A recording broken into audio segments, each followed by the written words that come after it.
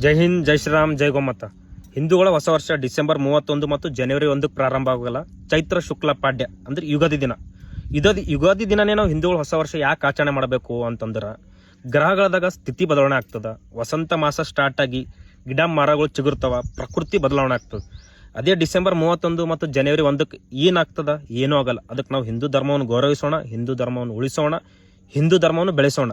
ಇಲ್ಲಿ ನಾ ಯಾವ ಧರ್ಮ ಕೀಳಾಗಿ ನೋಡ್ಲತ್ತಿಲ್ಲ, ನನ್ನ ಹಿಂದೂ ಧರ್ಮ ಮೇಲಾಗಿ ನೋಡ್ಲತ್ತೀನಿ. ಅದಕ್ಕೆ ಎಲ್ಲ ಹಿಂದೂಗಳು ಹೊಸ ವರ್ಷ ಯುಗಾದಿ ದಿನನೇ ಆಚರಣೆ ಮಾಡವು, ಡಿಸೆಂಬರ್ 31 ಜನವರಿ 1 ನಮ್ಮ ಧರ್ಮನ ಉಳಿಸ್ಬೇಕಂತಂದ್ರೆ ನಮ್ಮ ಧರ್ಮದ ಆಚರಣೆ ಯಾವತ್ತಿರ್ತದೆ ಅವತ್ತೇ ಮಾಡವು. ಫಾರಿನ್ ಪದ್ಧತಿ ಬಿಡೋಣ. ಯಾರ್ಯಾರು ಕಟ್ಟರ್ ಹಿಂದೂ ಅಂತೀರಿ, ಜೈ ಶ್ರೀರಾಮ್ ಅಂತೀರಿ, ಧರ್ಮ ರಕ್ಷಕರು ಅಂತಿರಲ್ಲ, ನ್ಯೂ ಇಯರ್ ದಿನ ಅಂದ್ರೆ ಡಿಸೆಂಬರ್ 31 ಜನವರಿ 1 ಯಾರೂ ಆಚರಣೆ ಮಾಡಬೇಡ್ರಿ. ನಿಮ್ಗೆ ಯಾರ ವಿಶ್ ಮಾಡಿದ್ರೆ ವಿಶ್ ಬಿ ಮಾಡಕ್ಕೆ ಹೋಗ್ಬೇಡ್ರಿ. ನಾನು ನನ್ನ ಹೊಸ ವರ್ಷ ಯುಗಾದಿ ದಿನನೇ ಆಚರಣೆ ಮಾಡ್ತೀನಿ, ನೀವು ಬಿ ನಿಮ್ಮ ಹೊಸ ವರ್ಷ ಯುಗಾದಿ ದಿನನೇ ಆಚರಣೆ ಮಾಡಮ್. ನಮ್ಮ ಧರ್ಮ ಉಳಿಸೋಣ. ಯಾರ ಕೇಳಿದ್ರೆ